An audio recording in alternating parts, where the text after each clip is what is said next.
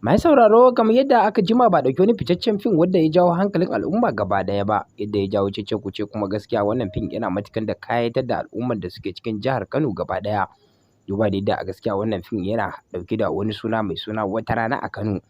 A yadda wannan fim gaskiya jaruman masana'antar Kano kan ci gaba da jinjina musu yadda suka nuna basirarsu a game da haskaka wannan fitaccen fim mai suna Wata Rana a Kano.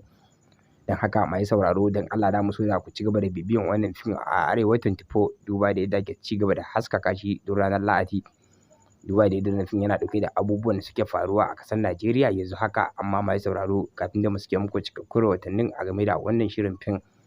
Dan Allah idan dai wannan shine farkon ziyartar mu a wannan tashar namu mai albarka, dan Allah da so da ku sa da muku danna mana subscribe kana da alamar kararrawa kamar haka.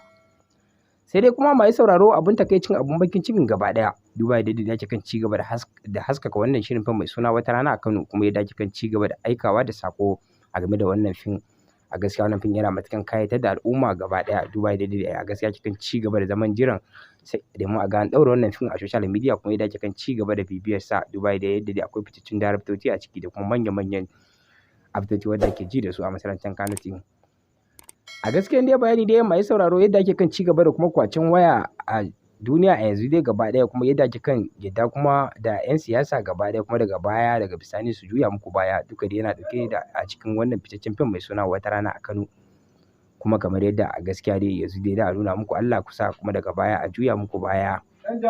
To mai sauraro dan Allah dai idan dai wannan shine farkon ziyartar mu a wannan tashar namu mai albarka, da mu so dan Allah da kusa da muku danna mana subscribe kana da alamar kararrawa kamar haka.